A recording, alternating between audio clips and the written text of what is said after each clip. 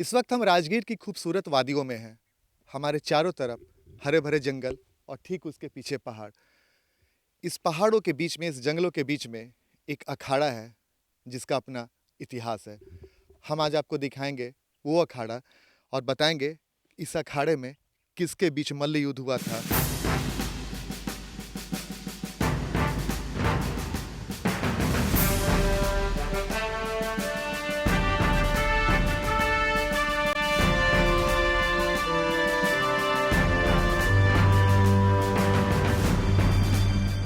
मगध का एक गौरवशाली इतिहास रहा है। मगध ने कई ऐसे ऐसे महान योद्धा दिए हैं जिसकी चर्चा इतिहासों में दर्ज है।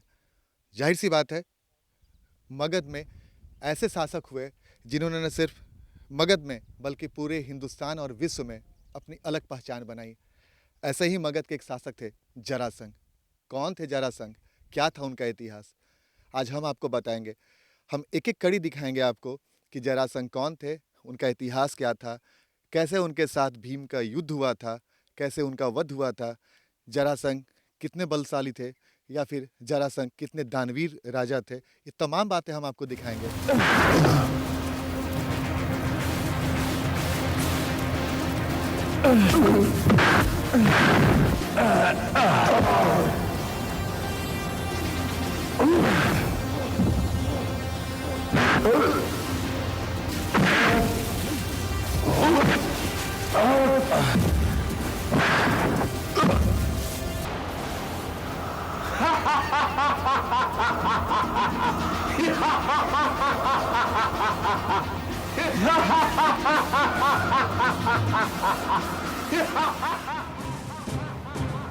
ये सिर्फ हंसी भर नहीं थी, बल्कि ये हंसी चुनौती हुआ करती थी उन योद्धाओं के लिए जो इसे चुनौती दे सके। लेकिन इस योद्धा के पराक्रम के आगे बड़े बड़े योद्धा पल भर भी नहीं ठहर पाते थे। इस हंसी को सुनते ही चुनौती देने वाले योद्धा पानी मांगने लगते थे।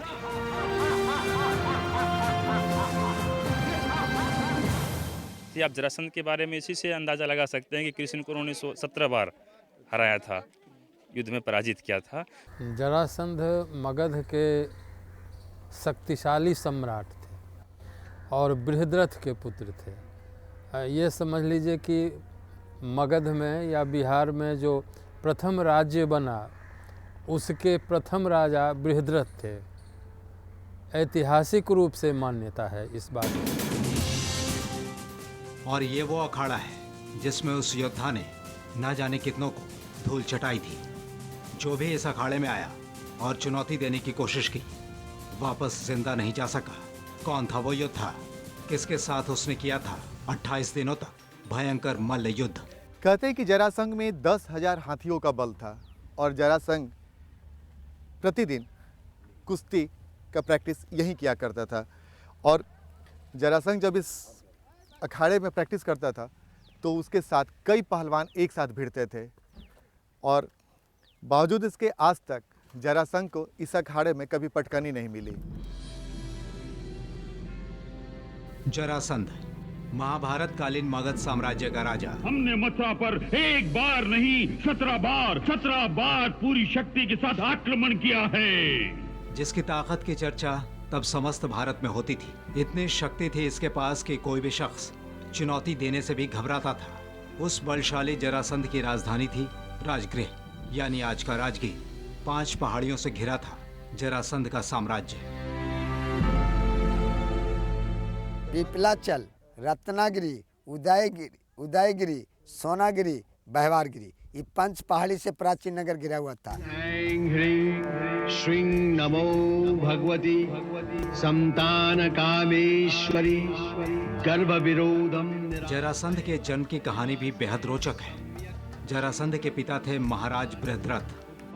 80 साल की उम्र में भगवान शंकर की तपस्या करने के बाद बृहद्रथ को पुत्र प्राप्ति का वरदान मिला था। एक दिन बृहद्रथ के राज्य में चंड कौशिक नाम के मुनि पधारे। उन्होंने बृहद्रथ को आम का फल दिया और निर्देश दिया कि इसे रानी को खिला देना। साथ ही आशीर्वाद भी दिया कि इस फल से जो पुत्र प्राप्त होगा उससे तुम्हारा यश फैलेगा।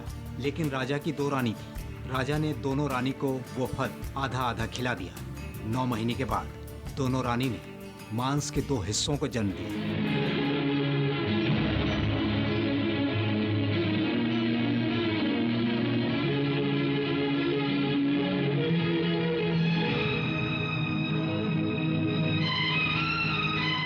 मुझे ये क्यों दिखाने लाए हो? क्या करूं मैं इन 2 टुकड़ों का? कहते हैं कि जरासंध का जब जन्म हुआ था तो उसे 2 माओं ने 2 लोथड़े के रूप में जन्म दिया था। उसके इस रूप को देखकर राजा बेहद घबरा गए थे और उसने उस मांस के दोनों लोथड़े को पहाड़ियों के बीच में बहने वाली गोदावरी नदी में प्रवाहित कर दिया था। कुछ दूर प्रवाहित होकर जब मांस का लोथड़ा बहता जा रहा था, उसी बीच में जरा नाम की एक राक्षसी की नज़र पड़ी और उसने दोनों मांस के लोथड़ों को एक जगह इकट्ठा करके नदी के किनारे रख दिया। नहाने के बाद जब जरा नाम की राक्षसी किनारे की ओर आई तो उसे एक बच्चे की रोने की आवाज़ सुनाई पड़ी और वो वही दोनों मांस का लोथड़ा था जो बच्चे के रूप में परिवर्तित हो गया था। इस बच्चे को देखकर जरा के मन में दया भाव आए और उसने रात्रि पहर में महाराज के दरवाजे के बाहर उस बच्चे को छोड़ दिया। सुबह सुबह में जब राजा की नींद खुली और उसने एक मासूम बच्चे को रोने की आवाज़ सुनी, उसने उसे सीने से लगा लिया और कहते हैं कि वही बच्चा बाद में जरासंध बना। जरासंध जैसे जैसे बड़ा होता गया, उसकी शक्ति में बढ़ोतरी होती गई। जरासंध को कुश्ती का शौक था। उसने अपने लिए एक अखाड़ा बनवाया था जिसमें वो रोजाना कुश्ती का अभ्यास करता था। दरअसल कुश्ती के लिए अखाड़े में डाली गई मिट्टी बहुत ही अलग किस्म की थी। इसका रंग दूधिया और पीला था। हैरानी की बात यह है कि मिट्टी का रंग आज भी जस का तस है। आखिर क्यों था इस अखाड़े का रंग दूधिया और पीला? ये अखाड़ा इसलिए प्रसिद्ध है कि अस्ति और प्रस्ति नाम करके 2 लड़की थी जरासंध की। ये दोनों लड़की को राजा कंस से शादी हुआ था और कंस के पास इतना दूध हुआ करता था, वह दूध अपने ससुराल में पठाया करता था। वह दूध जरासंध खा करके न इसी अखाड़ा में डाला करते थे। जब इसकी मिट्टी का शोध किया गया तो इसके अंदर से मक्खन और हल्दी का अंश से प्राप्त हुआ। इससे प्रतीत हुआ कि यही रणभूमि जरासंध का और भीम का है। उसने कई राजाओं को बंदी बना लिया था। शक्तिशाली सम्राट तो था ही। उसने कई राजाओं को पराजित कर और कारागार में डाल रखा था।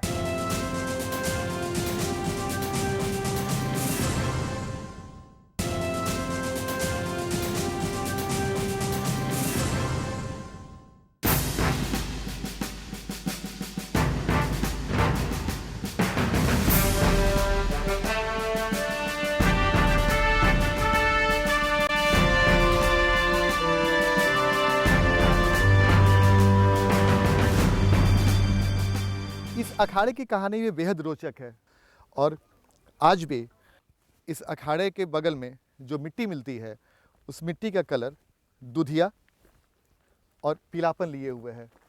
इसे आप देखें और जाहिर सी बात है कई लोगों से जब हमारी बातचीत यहाँ पर हुई और उन्होंने जो तर्क दिया हमें, हम भी मानने को तैयार नहीं थे। लेकिन जब आप इस अखाड़े के नज़दीक पहुँचेंगे और इस मिट्टी को अपने हाथों में लेंगे तब आपको एहसास होगा कि बातों में कुछ दम तो जरूर था।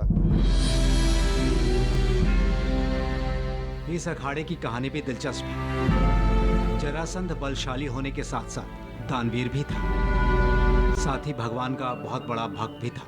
उसने अपनी तपस्या की बदौलत देवताओं से ये वरदान भी ले लिया था कि मलमास में 1 महीने तक देवता राजगृह में ही वास करें।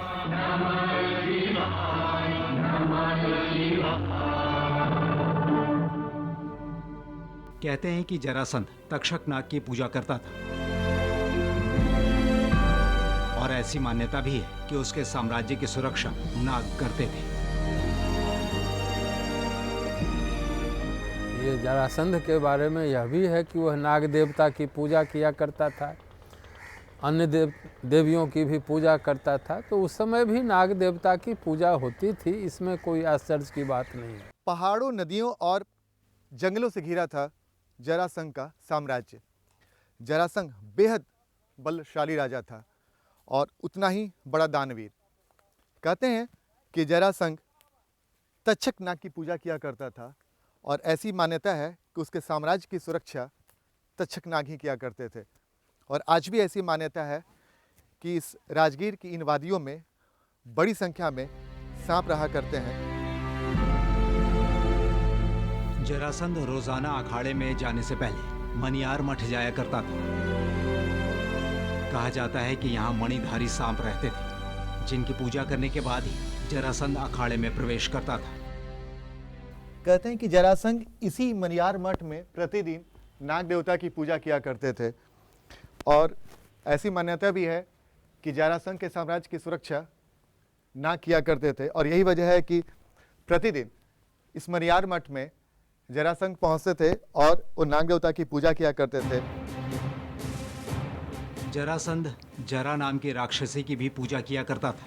ये भी कहते हैं कि जरासंध और भीम के बीच हुए युद्ध के लिए जरा नाम के राक्षसी भी जिम्मेवार थे। जरा को प्रसन्न करने के लिए जरासंध ने 186 राजाओं को बंधक बना लिया था, जिन्हें पिंडी स्थान के नजदीक कैद कर दिया गया था। उसने कई राजाओं को बंदी बना लिया था। शक्तिशाली सम्राट तो था ही, उसने कई राजाओं को पराजित कर और कारागार में डाल रखा था। महाराज युधिष्ठिर को राजसूय यज्ञ करना था और इसके लिए उन्हें 186 राजाओं की जरूरत थी, लेकिन उन तमाम राजाओं को जरासंध ने बंधक बना लिया था और उनकी बलि देने की तैयारी करने के लिए उसे राजगीर में कैद कर दिया। इस बात की जानकारी भगवान श्री कृष्ण को भी और वो भीम और अर्जुन को लेकर मगध पहुंचे। ये वो जगह है जहां भीम और जरासंध के बीच मल्ल युद्ध की नींव पड़ी थी। कहते हैं कि जरासंध ने 186 सम्राटों को बंदी बना लिया तो युधिष्ठिर के राजसूय यज्ञ में बाधा खड़ी होने लगी। अपनी चिंता पांडवों ने भगवान श्री कृष्ण के सामने रखी। भगवान श्री कृष्ण राजाओं को छुड़ाने के लिए जरासंध के साम्राज्य पर 14 बार आक्रमण किया, लेकिन जरासंध पराजित न हो सका। आखिरकार श्री कृष्ण ने तय किया कि भीम से मल्ल युद्ध कराकर जरासंध को हराया जाए। इसके लिए भगवान श्री कृष्ण कूटनीति का भी सहारा लिया।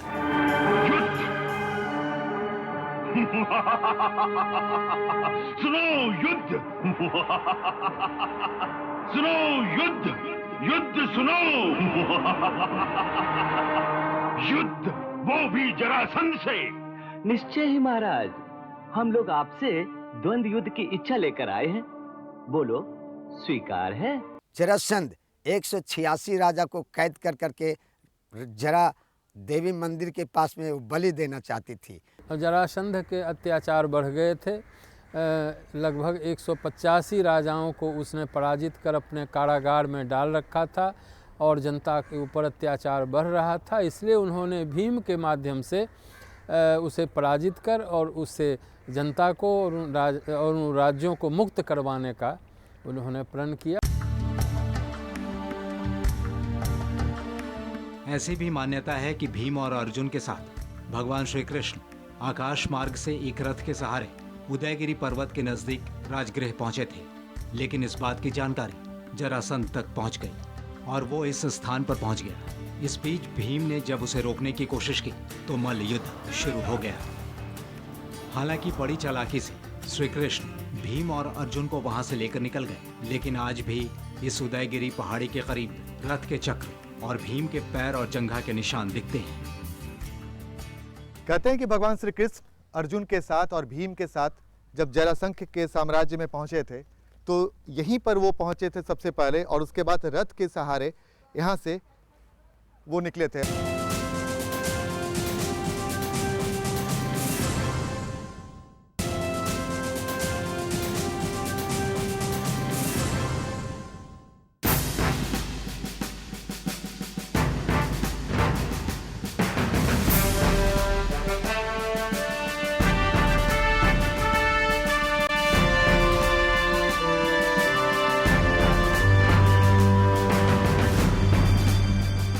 ऐसा लगता है मानो यहाँ से कोई रथ गुजरा हो और ऐसी मान्यता भी है, इतिहास में ऐसी मान्यता भी है कि ये महाभारत कालीन है और ये चक्र जो बना हुआ है रथ चक्र, इसी के सहारे रथों पर बैठकर वो यहाँ से बाहर निकले थे। ऐसी मान्यता है कि यहाँ पे भीम का पैर पड़ा था जिस वक्त मैं यहाँ पे जो जूता रखा हुआ हूँ, और यहाँ पे पहली लड़ाई हुई थी जरासंध और भीम के बीच में।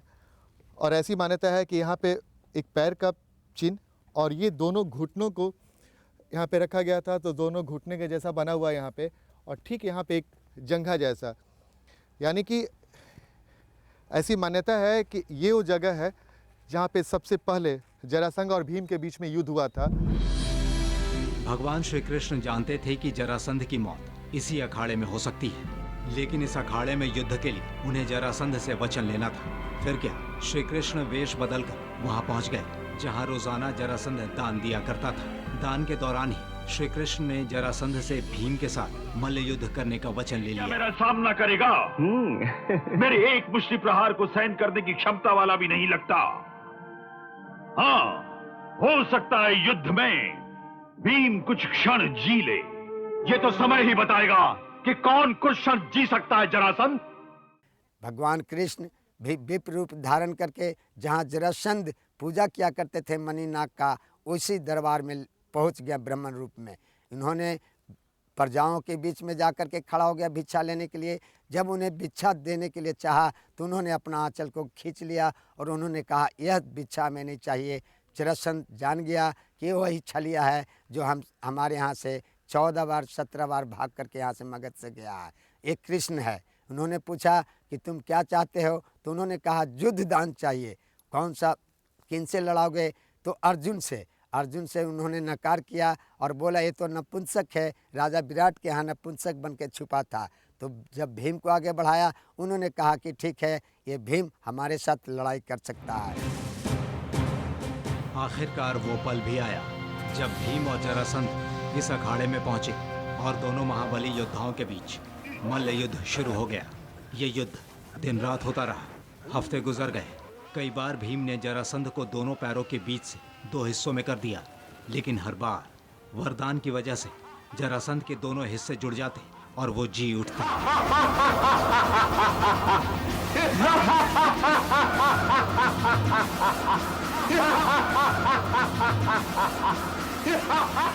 यहाँ 28 दिनों तक युद्ध चला।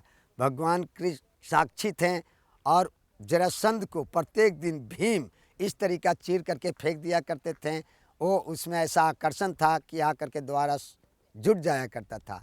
जब जरासंध को प्रश्न कर दिए भीम, तो भगवान कृष्ण एक तिनके को उठा कर करके उन्होंने इशारा किए कि तुम जो इस तरीका फेंका करते हो उसे इस तरीका फेंका करो। तो जरासंध का वध हुआ। इसी जरासंध के अखाड़े में भयंकर युद्ध हुआ और कई बार भीम ने जरासंध को दोनों पैरों से चीरकर मारने की कोशिश की, लेकिन हर बार जरासंध का दोनों पैर जुट जाता था। उसके बाद जरासंध एक बार फिर से युद्ध के लिए तैयार हो जाता था।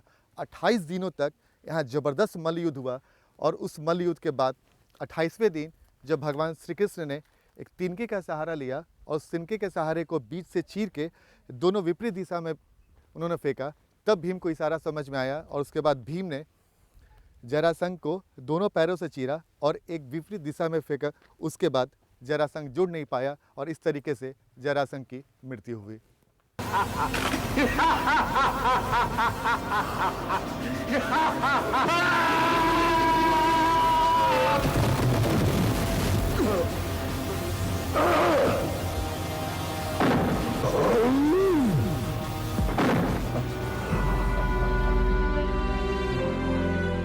अट्ठाईस दिनों के जबरदस्त मल्ल युद्ध के बाद जरासंध का वध हो सका और तमाम राजाओं को कैद से मुक्त कराया जा सका।